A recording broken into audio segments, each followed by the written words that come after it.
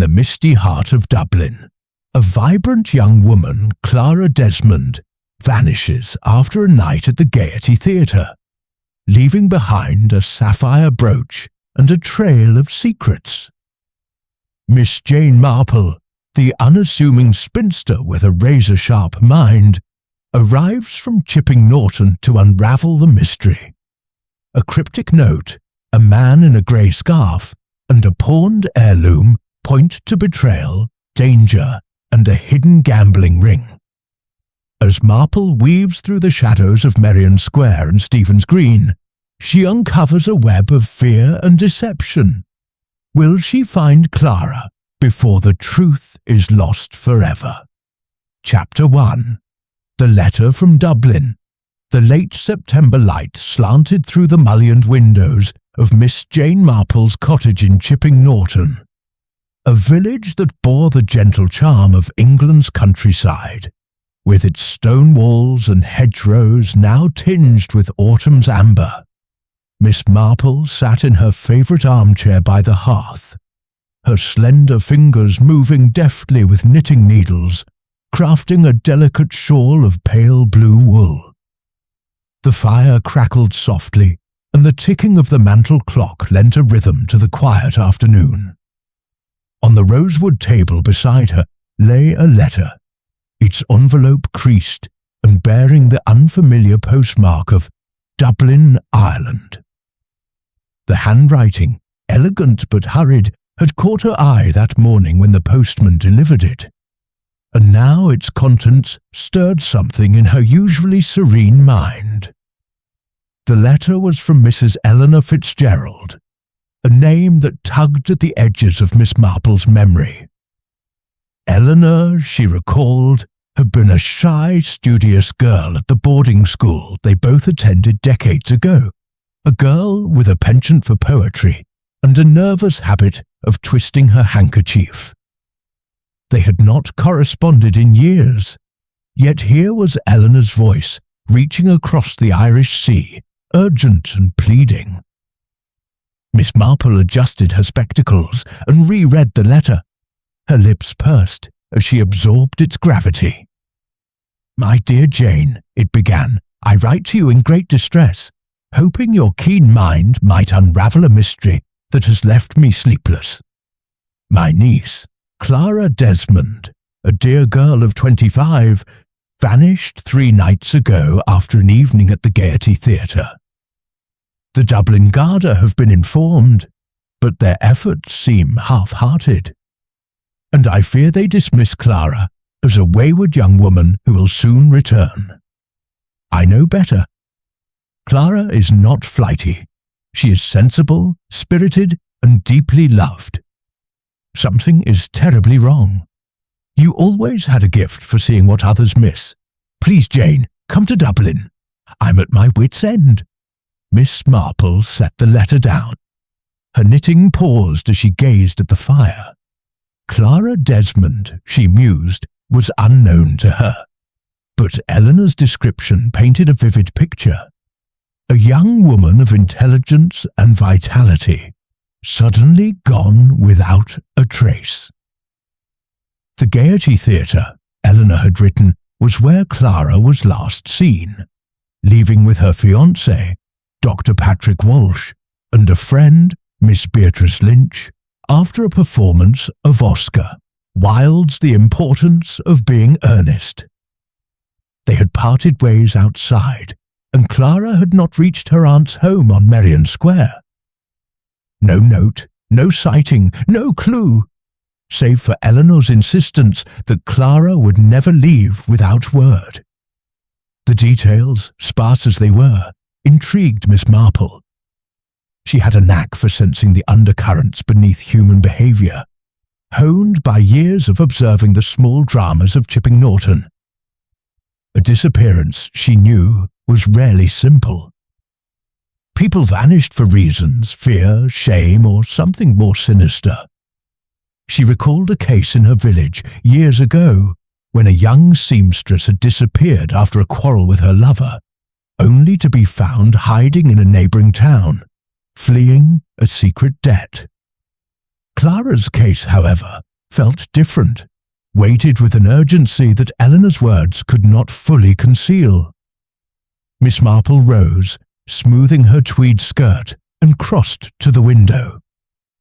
The garden beyond was a riot of chrysanthemums, their colours muted by the gathering dusk. She considered Eleanor's mention of Dr. Walsh, described as a devoted but busy physician, and Miss Lynch, a friend whose loyalty Eleanor seemed to question. There was also a fleeting reference to a family heirloom, a sapphire brooch Clara cherished. Such details, Miss Marple knew, were like the first stitches in a pattern, seemingly trivial until the whole design emerged.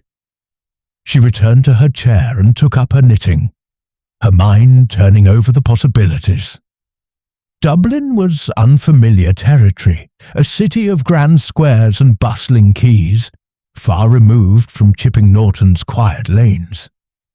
Yet human nature, she reflected, was the same everywhere, full of hidden motives and unspoken fears.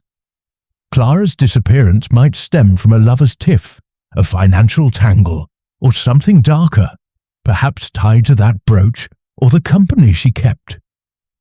Miss Marple's fingers paused, the needles still.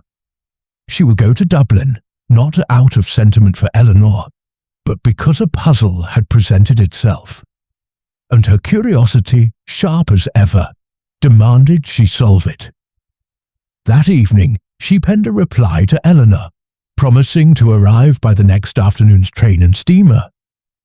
She telephoned her nephew, Raymond West, to arrange her travel, enduring his good-natured teasing about her sleuthing adventures. By the time she retired to bed, her small suitcase was packed, her knitting tucked carefully inside. As she drifted to sleep, Miss Marple's thoughts lingered on Clara Desmond, a young woman whose absence had cast a shadow over Merrion Square. Somewhere, she was certain, lay a thread that would unravel the truth, and she intended to find it. Chapter 2. The House on Merrion Square. The Dublin sky was a quilt of grey, its drizzle settling like a fine mist on Miss Jane Marple's woolen coat, as she stepped from the cab onto the cobbled expanse of Merrion Square. The journey from Chipping Norton had been uneventful, though the steamer across the Irish Sea had swayed more than she cared for. And now, as she stood before Mrs. Eleanor Fitzgerald's Georgian residence, she felt the weight of her task. The house, with its red brick facade and tall sash windows, exuded a quiet dignity, its black door gleaming under a brass knocker shaped like a lion's head. Yet there was a stillness about it, as if the building itself held its breath, waiting for news of its missing occupant. Miss Marple adjusted her hat, a sensible affair with a single feather, and rang the bell. The door opened to reveal Eleanor Fitzgerald, her face pale and lined with worry, though her posture retained the grace of her youth. Her grey hair was swept into a neat bun, and her hands, clasped tightly, betrayed a nervous tremor. "Jane, oh, thank you for coming," she said, her voice a mix of relief and desperation. She ushered Miss Marple into a spacious hall, its walls adorned with portraits of stern-faced ancestors, their eyes seeming to follow the visitor's steps. The drawing-room was a study in faded elegance, chintz curtains, a mahogany sideboard, and a fireplace where a modest fire burned, casting flickering shadows on a Persian rug. Eleanor offered tea, pouring from a silver pot with a hand that shook slightly, the cups rattling in their saucers.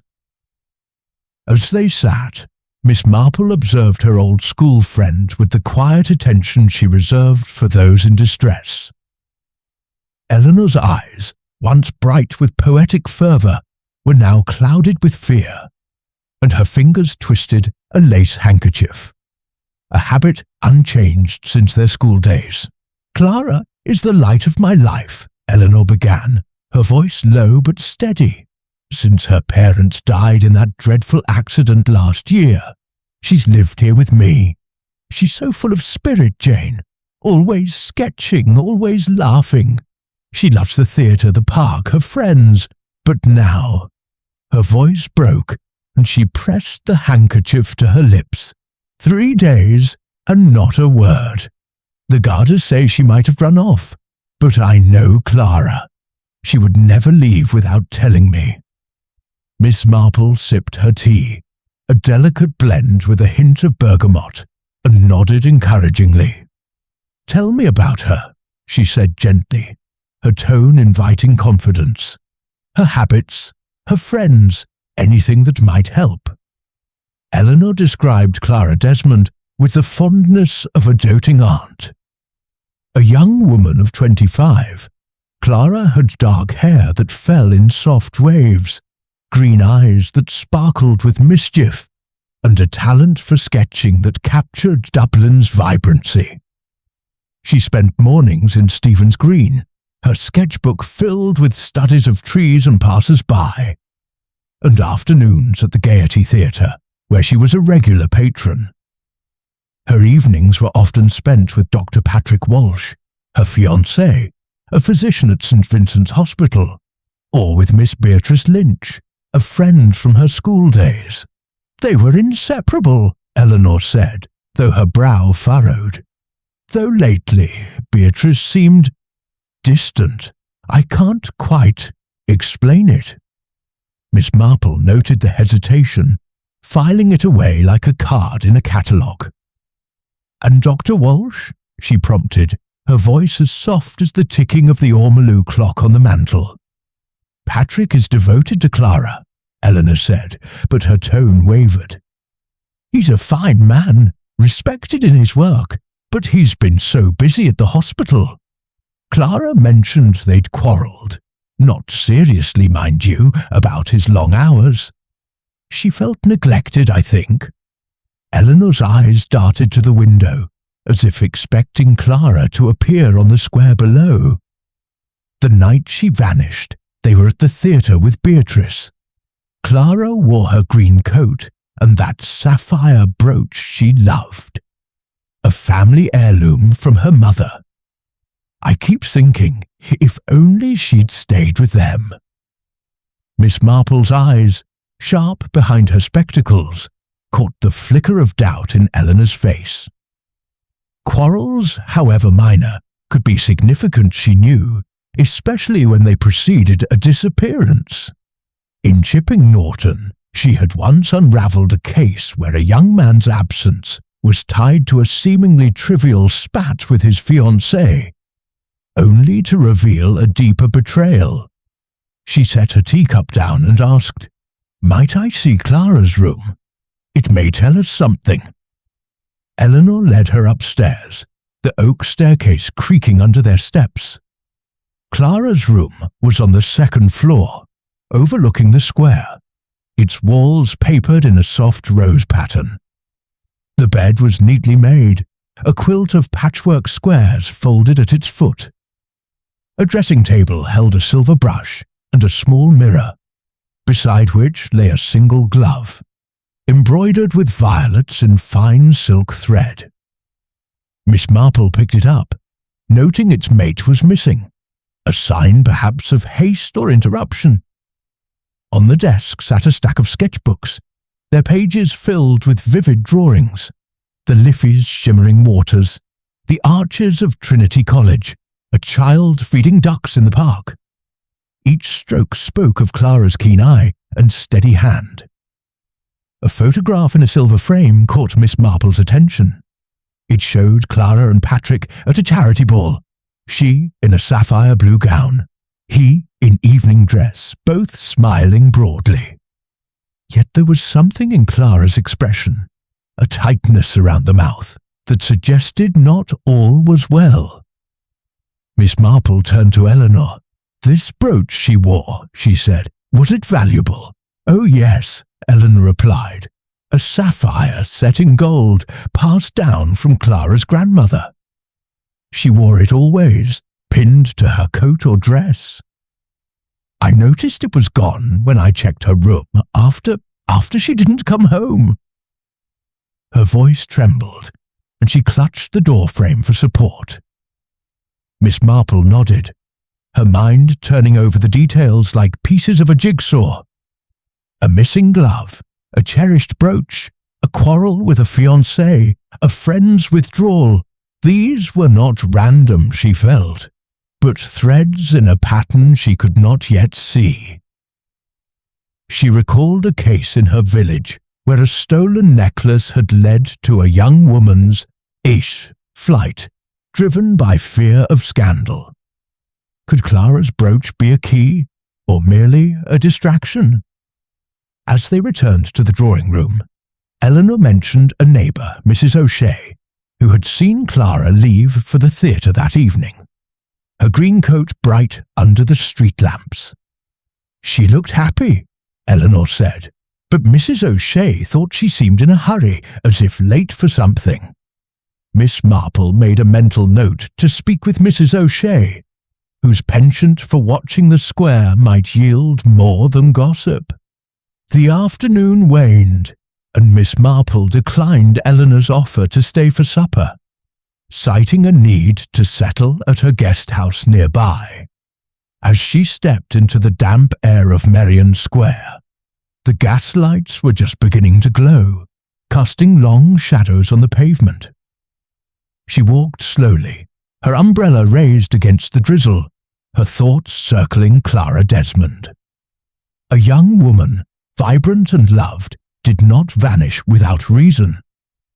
Somewhere, Miss Marple was certain, lay a clue, a word, a glance, an object that would illuminate the darkness. And she, with her quiet persistence, would find it. Chapter 3. The Gaiety Theatre. The morning air in Dublin carried a crisp edge, and Miss Jane Marple, wrapped in her sensible tweed coat, made her way along South King Street toward the Gaiety Theatre. The city bustled around her. Trams clattered, vendors called out their wares, and young women in smart hats hurried past, their laughter mingling with the clop of horses' hooves. The theatre itself stood as a beacon of elegance, its ornate facade promising glamour within. Miss Marple paused to admire the playbill still posted for the importance of being earnest. The performance Clara Desmond had attended on the night she vanished. The irony of Wilde's title was not lost on her. Earnestness, she knew, was often a mask for deeper truths. Inside, the theatre was quiet, its velvet seats empty and the stage bare, save for a few props left from the previous night's show. Miss Marple was met by Mr. Seamus O'Connell, the theatre manager, a stout man with a florid face and a moustache that seemed to have a life of its own, curling dramatically at the ends.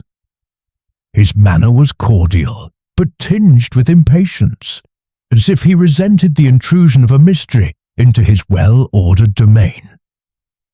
"Miss Marple, is it?" he said, ushering her into a small office cluttered with playbills and ledgers. "Mrs. Fitzgerald mentioned you'd be calling. Dreadful business about young Clara. A fine girl, always a smile for the ushers." Miss Marple settled into a chair, her hands folded neatly in her lap, her eyes bright with quiet observation. "You saw her that night, Mr. O'Connell?" she asked, her voice gentle but precise, like a needle threading through fabric. "Indeed I did," he replied, leaning back in his seat. "She was here with Dr. Walsh and Miss Lynch, in their usual box, number 12. They were all in high spirits, laughing over the play. Clara was particularly taken with it, said something about Lady Bracknell reminding her of an aunt she once had." He chuckled, then sobered. "They left together after the curtain fell, around 10:30.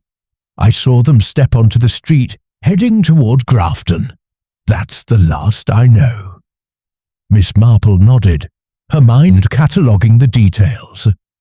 "And did you notice anything unusual about them?" Their mood, perhaps, or something Clara said or did. O'Connell rubbed his chin, his moustache twitching. Nothing out of the ordinary. Clara was her usual self. Lively, you know, with that spark of hers. Dr. Walsh was quieter, maybe, but he's always struck me as a serious sort. Miss Lynch left a bit early, said she had a headache, but I didn't think much of it. Theatre folks see all sorts come and go. Miss Marple's interest sharpened at this, though her expression remained placid. Beatrice Lynch's early departure had not been mentioned before, and it struck her as a thread worth pulling. "You're certain Miss Lynch left alone?" she asked. "As certain as I can be," O'Connell said, shrugging. "She was out the side door before the final act. I only noticed because she dropped her programme, and one of the ushers picked it up." Thanking him, Miss Marple requested a look of box 12.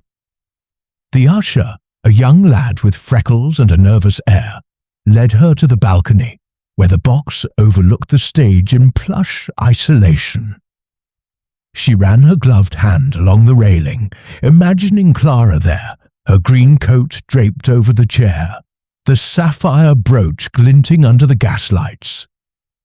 Had something happened here, in this velvet-lined sanctuary, to set her on a path to disappearance? Miss Marple's eyes swept the space, noting a forgotten hairpin on the floor, its pearl tip catching the light.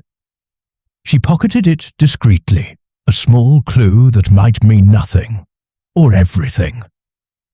Leaving the theatre, Miss Marple walked along Grafton Street, retracing the trio's likely path. The street was alive with shoppers, their parcels swinging as they darted into tea rooms and boutiques. She stopped at a cafe near the theatre. Its windows steamed from the warmth within. The waitress, a sharp-eyed girl named Molly, recognized Clara from a photograph Miss Marple produced, a snapshot from Eleanor's collection, showing Clara's bright smile. "Oh, I saw her that night," Molly said, wiping her hands on her apron. "She was outside the theatre, talking to a man, not the doctor fellow she was usually with. This one was older, maybe 40, with a grey scarf. They seemed to be arguing. Her voice was raised, though I couldn't catch the words. Then she walked off, quick-like, towards Stephen's Green." Miss Marple's heart quickened, though her face betrayed nothing. "And the man?" she asked. "Did you see where he went?" Molly shook her head. "Lost sight of him in the crowd, but he didn't follow her. Not that I saw." The information settled in, Miss Marple's mind like a pebble in a pond, sending ripples through her thoughts. An argument with a stranger, or someone Clara knew but Eleanor did not. The grey scarf was a detail to cling to, vague but distinct. She thanked Molly, leaving a generous tip, and continued her walk, her umbrella tapping the pavement rhythmically. Grafton Street gave way to the quieter expanse of Stephen's Green, where Clara often sketched. Miss Marple paused by the park's entrance, picturing Clara's hurried steps that night, her green coat a flash of colour against the dark. Had she been fleeing something, or someone? Back at her guest house that evening, Miss Marple sat by a small fire, her knitting resumed as she turned over the day's findings. The hairpin from the theatre box nagged at her. It was too fine for a casual accessory, suggesting wealth or care. Did it belong to Clara, Beatrice, or someone else entirely? And Beatrice's early departure, had it truly been a headache or a pretext to avoid something? In Chipping Norton, Miss Marple had once known a young woman who claimed illness to escape an awkward encounter, only to be found at the heart of a theft. People, she reflected, were rarely as transparent as they seemed. She made a note to visit Beatrice Lynch next, and perhaps Dr. Walsh, whose quiet demeanour might hide more than professional fatigue. The man in the grey scarf loomed in her thoughts, an unknown figure in a drama that was growing more intricate. Clara's disappearance, she sensed, was no impulsive flight, but a response to something pressing. A secret, perhaps, or a threat. As the firelight danced on her needles, Miss Marple's mind wove the clues together, each one a stitch in a pattern that would in time reveal the truth. Chapter 4. The Doctor's Alibi. The Dublin morning was brisk, with a wind that tugged at Miss Jane Marple's scarf as she made her way to St. Vincent's Hospital, a sturdy red brick building on the south side of the city. The hospital's corridors smelled of carbolic soap and starched linens. A world away from the floral quiet of Chipping Norton, yet Miss Marple moved through it with her usual composure, her small figure unassuming, but her eyes alert. She had arranged to meet Dr. Patrick Walsh, Clara Desmond's fiancé, whose name had surfaced repeatedly in her inquiries. His role in Clara's life and her disappearance was a thread she needed to examine closely. Dr. Walsh received her in his consulting room, a tidy space with shelves of medical texts and a desk cluttered with patient files. He was a man in his early 30s, tall and lean, with dark hair neatly combed and eyes shadowed by fatigue. His manner was courteous, almost formal, as he offered her a chair. "Miss Marple," he said, his voice low and measured, "Mrs. Fitzgerald told me you're looking into Clara's disappearance. I'll help however I can. I'm beside myself with worry." Miss Marple settled into the chair, her hands folded over her handbag, her expression one of kindly concern. "It's a distressing matter, Dr. Walsh," she said softly. "I understand you were with Clara at the Gaiety Theatre the night she vanished. Could you tell me about that evening?" Patrick leaned back, his fingers adjusting the cufflinks on his pristine white shirt. A nervous habit, Miss Marple noted, like the fidgeting of a Chipping Norton grocer she'd once questioned about a missing delivery boy. "We'd had a splendid time," he began. "Clara loved the play. Wilde's wit always delighted her. Beatrice was with us, though she left early, complaining of a headache. After the performance, we stepped onto South King Street. Clara seemed restless. She said she needed air and insisted on walking home alone. I offered to accompany her, but she was adamant. I thought it was just a mood. She could be spirited like that." His voice faltered, and he looked down at his hands. Miss Marple's eyes, sharp behind her spectacles, caught the flicker of unease in his face. "And you didn't see her after that?" she asked, her tone gentle but probing. "No," he said quickly. "I returned to the hospital. I had a late shift. Emergencies don't keep theatre hours, you know." He offered a weak smile, but it faded under her steady gaze.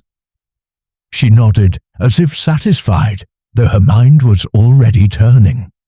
"And how was Clara in the days before?" "Mrs. Fitzgerald mentioned a quarrel between you.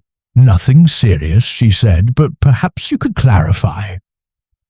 Patrick's cufflinks twitched again. "It was nothing really," he said, his voice tightening. "Clara was upset about my hours. The hospital's been demanding, and I'd cancelled a few of our outings. She felt neglected, I suppose, but we talked it out. Or so I thought." He looked away toward the window, where rain streaked the glass. Miss Marple made a mental note of his discomfort. In her village, she had seen such signs before. A young man's evasion when questioned about a broken engagement, his guilt masking a deeper secret. "You returned to the hospital directly after parting with Clara," she pressed, her voice as soft as ever. "Yes," he said, then hesitated. "Well, I did step out briefly around midnight. An errand, nothing important. A patient needed a prescription delivered to a chemist on Grafton Street." He met her eyes, his expression earnest, but Miss Marple sensed a practiced quality to it. She thanked him and rose, her demeanour unchanged, though her thoughts were racing. An errand at midnight struck her as peculiar, especially on a night when his fiancée vanished. She recalled a case in Chipping Norton where a man's late-night errand had led to the discovery of a forged will. Patrick's story, she felt, held gaps that needed filling. To confirm his alibi, Miss Marple sought out the ward's sister, a brisk woman named Nurse Callahan, whose starched cap sat rigidly atop her grey curls. "Dr. Walsh was here that night," she said, consulting a logbook. "Signed in at 11, stayed past 2, but he did leave for about half an hour just after midnight. Said it was urgent, but he didn't elaborate." Her tone suggested she disapproved of such vagueness, and Miss Marple thanked her, adding another piece to her mental mosaic. That afternoon, she arranged to meet Miss Beatrice Lynch at a tea room on Dawson Street, a cosy establishment with lace tablecloths and the clink of fine china. Beatrice was a striking woman, her auburn hair pinned elegantly, her cheekbones sharp enough to cut glass. Yet her eyes, a pale blue, darted nervously as she greeted Miss Marple, her smile more a reflex than a warmth. "I'm so worried about Clara," she said, stirring her tea with unnecessary vigour. "She's my dearest friend. I can't imagine where she's gone." Miss Marple sipped her tea, observing Beatrice's restless hands. "You were with her at the theatre, I understand," she said, "but you left early." Beatrice nodded, her fingers tightening on the spoon. "I had a dreadful headache. The theatre was stuffy, and I couldn't stay. I told Clara and Patrick I'd take a cab home. They understood."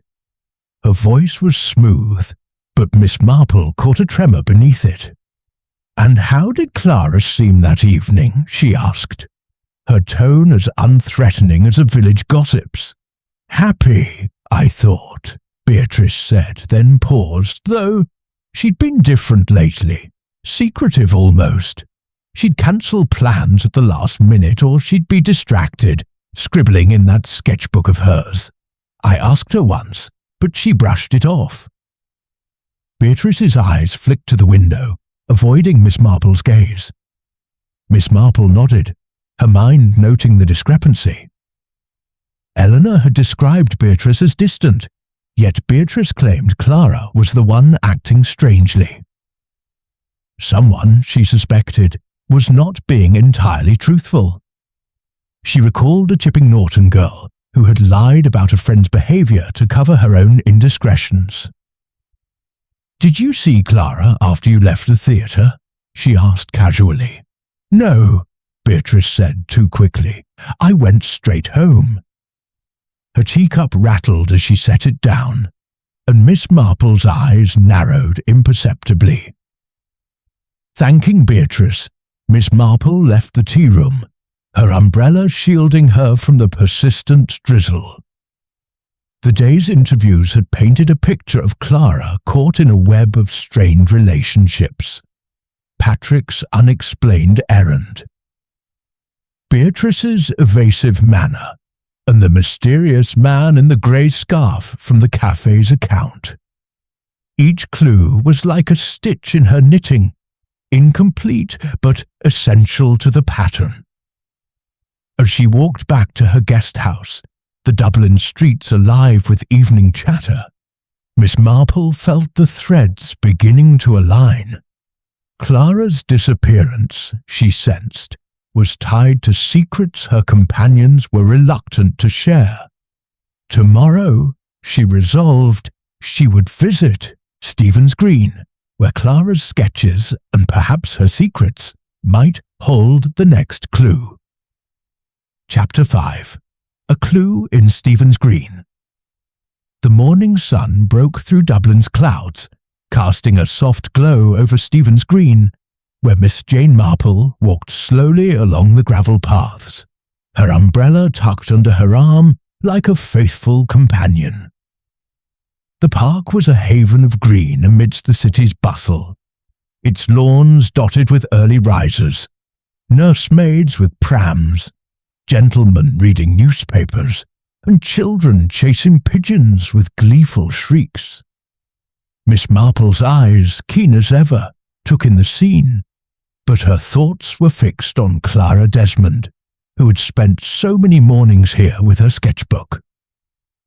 The park, she felt, held a piece of the puzzle, a fragment of Clara's life that might illuminate her disappearance.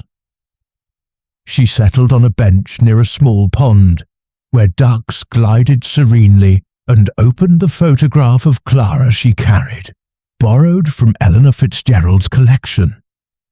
Clara's face, with its lively green eyes and a smile that hinted at mischief, seemed to belong here, among the willows and flower beds. Miss Marple recalled Eleanor's words. Clara came to Stephen's Green to sketch, capturing the park's fleeting moments, the curve of a bridge, the laughter of a child, the silhouette of a passer-by. Had she seen something here, or met someone that precipitated her vanishing? Her reverie was interrupted by a groundskeeper, a wiry man in a flat cap, raking leaves nearby. Miss Marple, with her knack for drawing out confidences, offered a polite smile and asked if he'd seen a young woman sketching in the park. Showing him Clara's photograph, she watched his face light with recognition. "Aye, that's Miss Desmond," he said, leaning on his rake.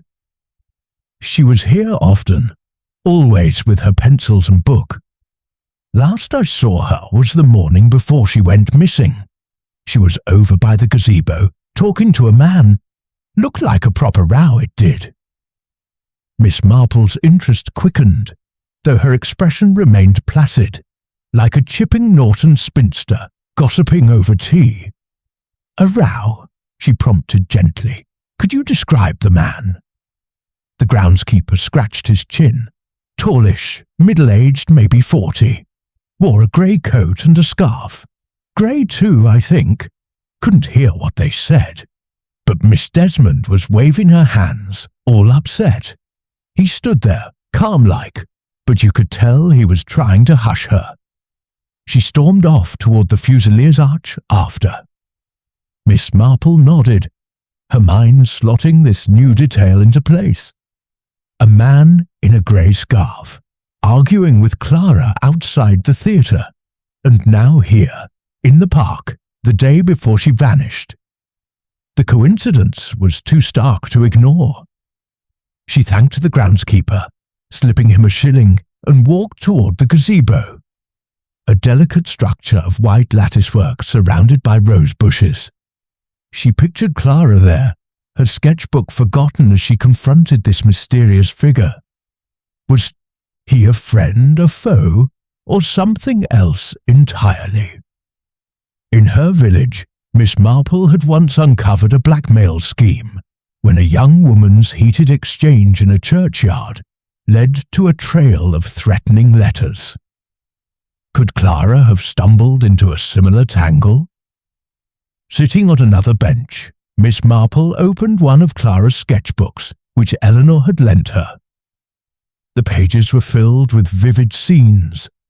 A flower seller on Grafton Street, a tram rattling along O'Connell Bridge, a man in a grey coat feeding ducks by this very pond. Miss Marple's breath caught at the last sketch, its lines hasty but distinct. The man's face was obscured, but the scarf was unmistakable. Clara had seen him here, perhaps more than once, and her pencil had captured him. Was this a casual observation, or had she been watching him deliberately? Her thoughts were interrupted by a young boy, no more than 10, who approached with a cheeky grin, offering to sell her a bundle of violets. Miss Marple, ever fond of children, bought the flowers and engaged him in conversation. "Do you play here often?" she asked, her tone warm. "All the time, miss," he said, pocketing the coin. "I know everyone who comes regular like." She showed him Clara's photograph. "This lady sketched here. Did you ever see her with anyone?" The boy squinted, then nodded. "Aye, the drawing lady. She was here a lot, always scribbling. Sometimes she'd talk to a man, tall, with a grey scarf. Once I saw them by the bandstand, and she looked proper cross. Gave me a penny to run along, she did." Miss Marple thanked him, her mind racing. The man in the grey scarf was no fleeting presence, but a recurring figure in Clara's world. She recalled the single violet-embroidered glove in Clara's room. Had it been a gift from this man, or a token of something more troubling? The boy's account, combined with the groundskeeper's, painted a picture of a confrontation that had left Clara agitated. Had she uncovered a secret, or been drawn into one? As she left the park, Miss Marple's thoughts turned to the sapphire brooch Eleanor had mentioned, missing from Clara's room. Its absence nagged at her, like a dropped stitch in her knitting. Was it stolen, pawned, or taken as a trophy? In Chipping Norton, a missing locket had once led her to a runaway bride, fleeing a controlling suitor. Clara's brooch, she sensed, was more than an heirloom. It was a clue to her state of mind. That afternoon, Miss Marple returned to Merrion Square, where Eleanor was waiting with a fresh pot of tea and a face etched with hope. "Any news, Jane?" she asked, her voice trembling. Miss Marple shared only what was necessary, mentioning the park and Clara's sketches, but omitting the man in the grey scarf for now. "Clara was seen in Stephen's Green the morning before she disappeared," she said gently. "She was sketching, as usual. Tell me, Eleanor, did she ever mention meeting anyone there? A man, perhaps, who wasn't Dr. Walsh?" Eleanor frowned, her handkerchief twisting in her hands. "No, not that I recall. Clara was private about some things, but she'd mention her friends, Beatrice, or the girls from her art classes. A man, you say? What sort of man?" Miss Marple smiled reassuringly. "Just a thought," she said, deflecting. "Her sketches are lovely, full of life. They may tell us more than she realized." She rose, promising to return soon, and stepped back into the Dublin dusk, the violet still in her hand. As she walked to her guest house, the city's lights flickering to life, Miss Marple felt the mystery deepening. The man in the grey scarf was a shadow across Clara's last days, his presence in the park and at the theatre suggesting a connection she could not yet define. Patrick's midnight errand, Beatrice's evasiveness, and now this stranger. Each was a thread in a tapestry of secrets. Tomorrow, she resolved, she would seek out the pawnshops near the Liffey, where a missing brooch might surface, and with it, perhaps, a glimpse of Clara's fate. Chapter 6. The Pawnshop Discovery. The Dublin air was sharp with the tang of the Liffey as Miss Jane Marple made her way along the quays, her sensible shoes tapping against the uneven pavement. The river, sluggish under a sky of scudding clouds, reflected the city's restless pulse. Warehouses, pubs, and narrow alleys crowding its banks, She had chosen this morning to visit the pawnshops near the Liffey, guided by a hunch that Clara Desmond's missing sapphire brooch might have surfaced in one of these discreet establishments, where valuables often changed hands with few questions asked. In Chipping Norton, Miss Marple had once traced a stolen ring to a village pawnbroker, revealing a servant's quiet desperation. Here, in Dublin's bustling heart, she hoped for a similar revelation. Her destination was a small shop on Ormond Quay, its window cluttered with tarnished silver, old pocket watches, and a violin missing half its strings. A faded sign read, "Murphy's Loans and Curios," and the bell above the door jangled as she entered. The interior was dim, smelling of dust and wax, with shelves groaning under the weight of other people's pasts, lockets, candlesticks, a chipped porcelain dog. Behind the counter stood Mr. Murphy, a wiry man with a squint and a ledger open before him, his pen scratching like a beetle. "Good morning," Miss Marple said, her voice carrying the gentle authority of a Chipping Norton vicar's sister. "I'm inquiring about a piece of jewellery that may have come through your shop. A sapphire brooch, set in gold, quite distinctive." Mr. Murphy peered at her over his spectacles, his squint narrowing. "Plenty of brooches come through here, miss," he said, his tone guarded. "Got a description?" Miss Marple produced a sketch from Clara's book, one Eleanor had identified as depicting the brooch, a starburst of gold with a deep blue stone at its centre, flanked by tiny pearls. She had borrowed it from Merrion Square, sensing its importance. "It would have been brought in recently," she said, "perhaps by a young woman with dark hair, wearing a green coat." The pawnbroker's eyes flickered with recognition, though his face remained impassive. He turned to a locked cabinet, rummaging briefly before producing a small velvet box. Inside lay the brooch, its sapphire catching the weak light with a quiet fire. "This it?" he asked, watching her closely. Miss Marple's heart quickened, but her expression betrayed nothing beyond polite interest. "Indeed, it looks very much like it," she said. "When was it brought in, and by whom?" Murphy hesitated, his fingers drumming on the counter. "2 days ago," he said at last. "A young woman, dark hair, green coat, like you said. Paid well for it, £50, no haggling. Didn't give a name, and I didn't ask. That's how it works here." He paused, then added, "There was a man with her, though. Didn't come inside, just stood by the door. Grey coat, scarf, looked like he was keeping watch." Miss Marple's mind seized on this. The man in the grey scarf emerging yet again, a persistent shadow in Clara's story. "This man," she said, her tone as casual as if discussing the weather. "Did you notice anything particular about him? His age, perhaps, or his manner?" Murphy shrugged, his squint returning. "Middle-aged, I'd say. Tall, kept his hat low. Didn't say a word, just waited till she was done and left with her. That's all I saw." His tone suggested he preferred to see little, a trait common to his trade. She thanked him, committing the details to memory, and asked if the brooch might be held until the garter could examine it. Murphy grunted agreement, clearly eager to be rid of her.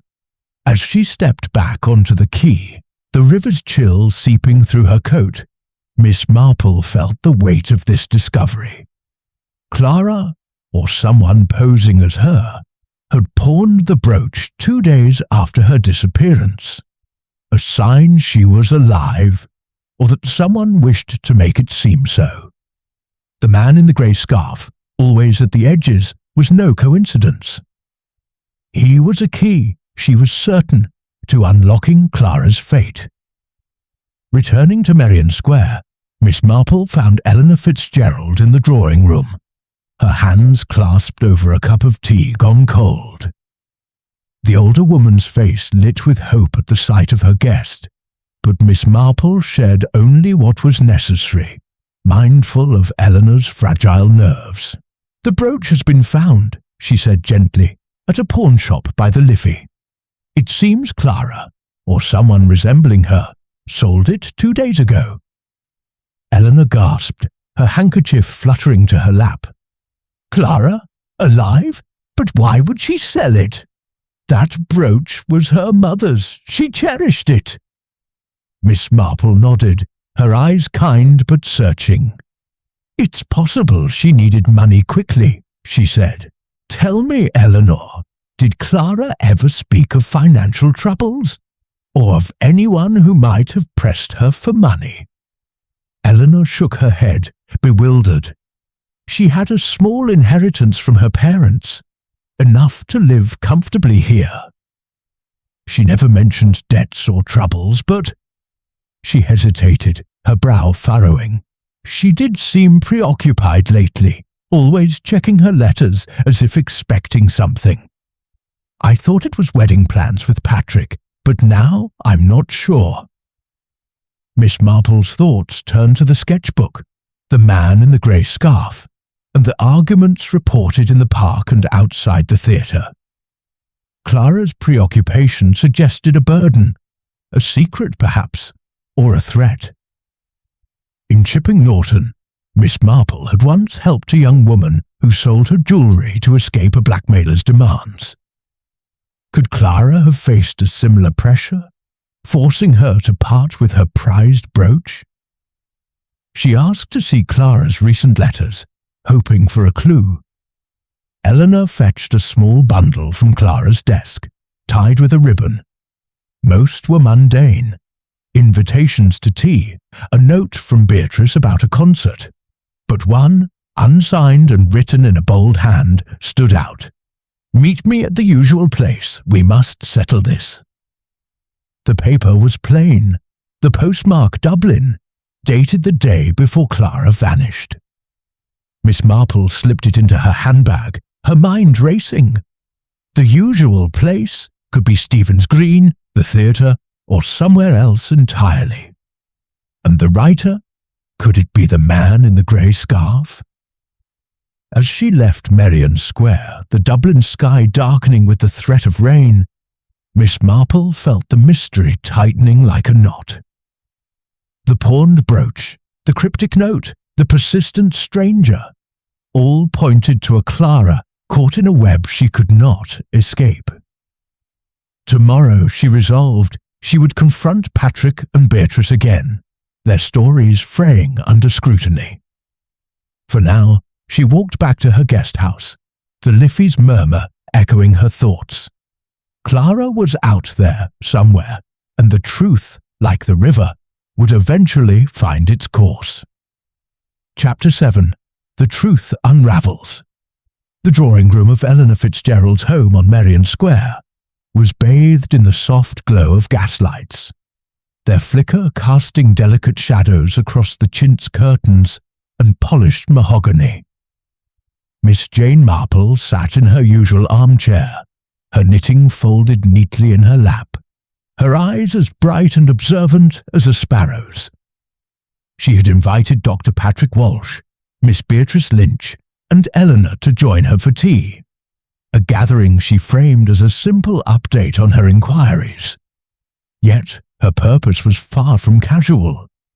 The threads of Clara Desmond's disappearance, her sapphire brooch, the man in the grey scarf, the cryptic note, had begun to form a pattern, and Miss Marple intended to pull it tight.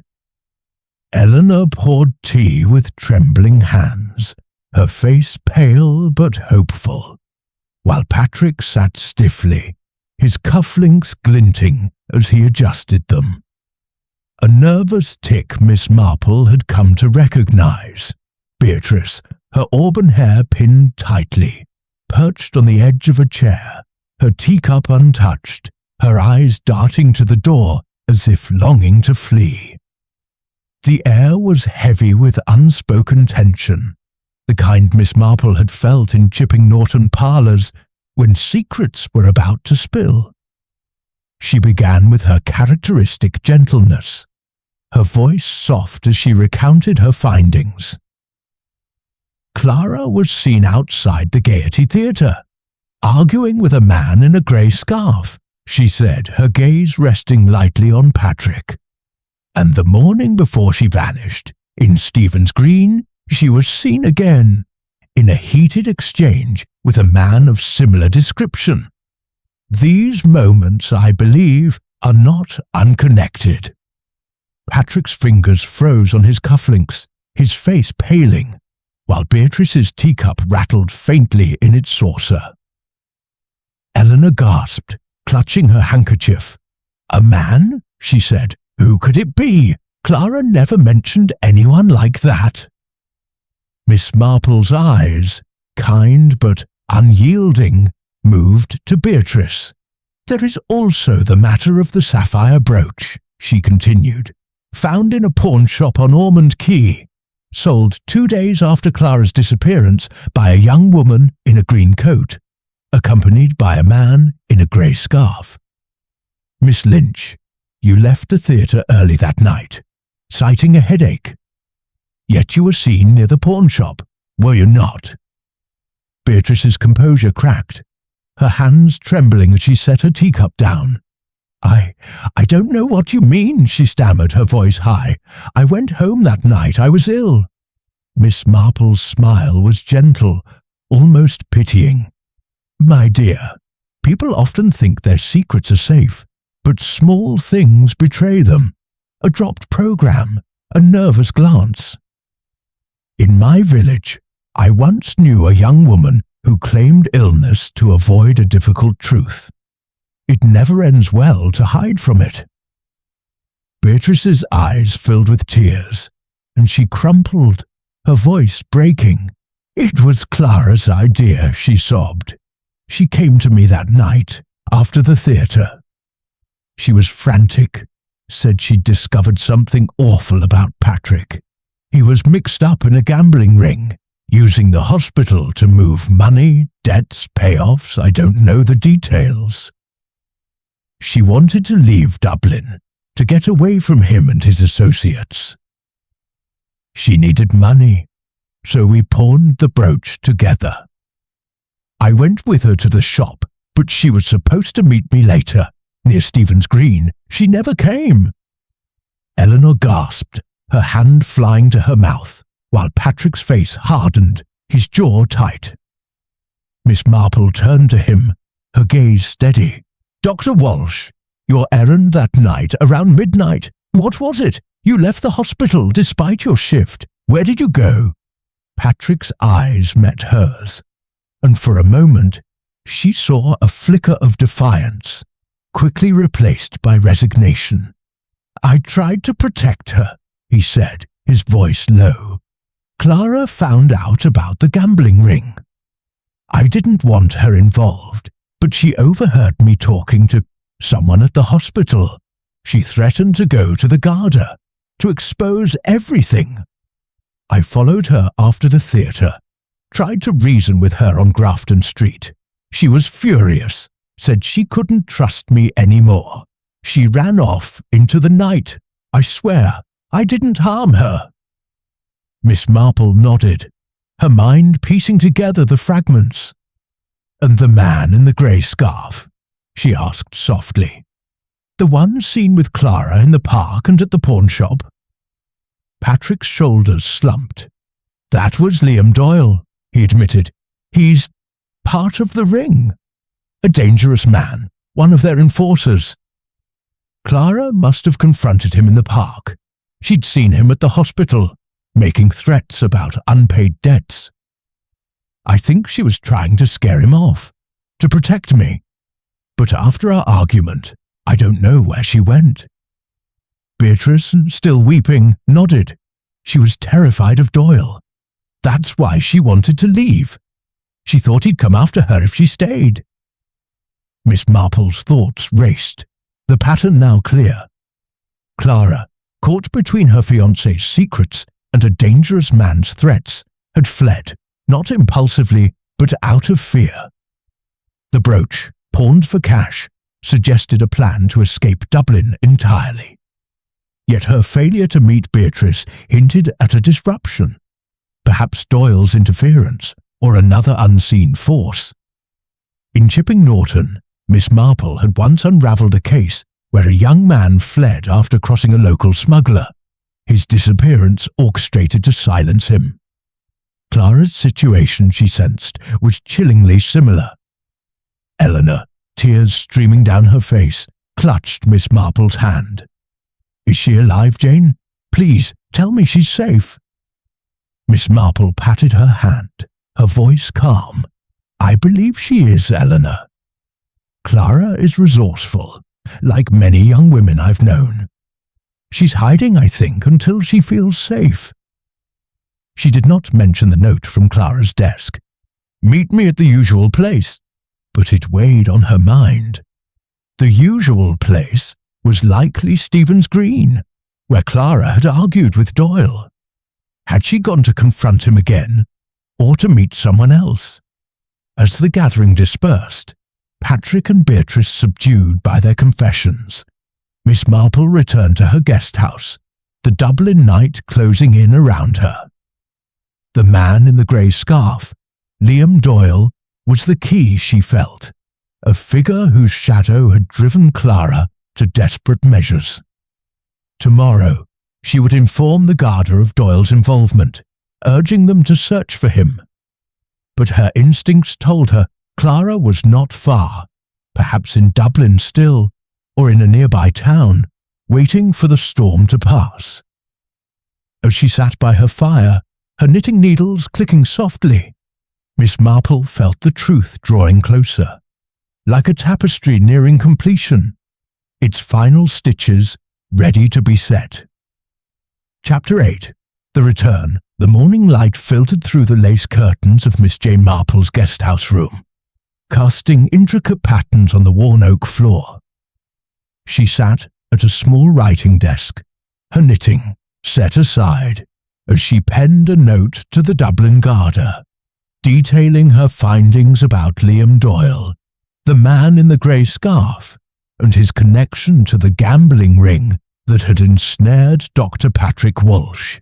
The revelations of the previous evening, Beatrice's tearful confession and Patrick's reluctant admission, had clarified much, but Clara Desmond's whereabouts remained the final piece of the puzzle. Miss Marple's instincts, honed by years of untangling village intrigues in Chipping Norton, told her Clara was alive, hiding from a threat she could not face alone. As she sealed the letter, a sharp knock at the door announced the arrival of a telegram, delivered by the guest house's porter, a boy with a cap too large for his head. The message was brief but electrifying. Clara Desmond located in Cork, staying with cousin under assumed name, safe but shaken, Garda informed, E. Fitzgerald. Miss Marple's lips curved into a quiet smile, her relief tempered by curiosity. Clara's flight to Cork, a city some hours from Dublin, confirmed her theory of a deliberate escape, but the details of her journey and what had driven her to such lengths still lingered like an unfinished row in her knitting. She made her way to Merrion Square, where Eleanor Fitzgerald awaited her in the drawing room, her face a mixture of joy and exhaustion. The room, with its familiar chintz and silver tea service, felt lighter today, as if the house itself had exhaled. "Jane, she's alive!" Eleanor cried, clasping Miss Marple's hands. The Garda telephoned this morning.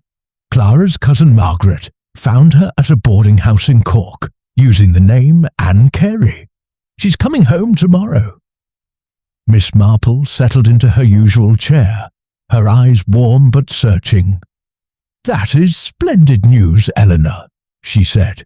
"But tell me, what did Clara say about her disappearance?"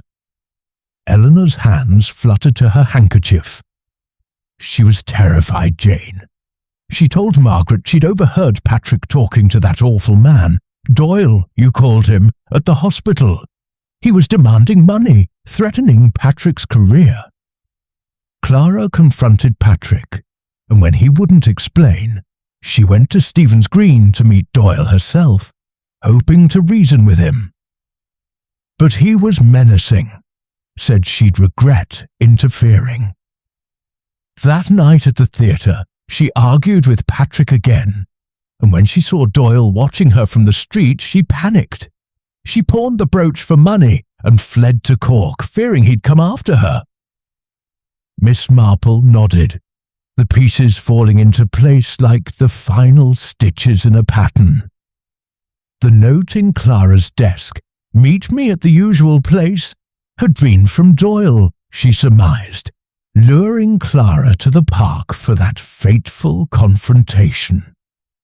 Her decision to pawn the brooch with Beatrice's help, and her failure to meet Beatrice afterward, spoke of a young woman driven by fear, acting on instinct to escape.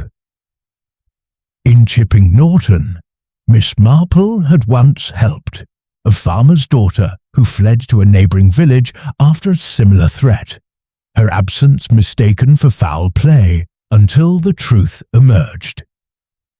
Clara's story, though more complex, followed a familiar human thread. That afternoon, Miss Marple accompanied Eleanor to the Garda station, where a detective inspector, a gruff man named O'Rourke, confirmed that Liam Doyle had been apprehended near the Liffey, thanks to her tip. "He's a known enforcer for a gambling syndicate," O'Rourke said, his moustache twitching with satisfaction.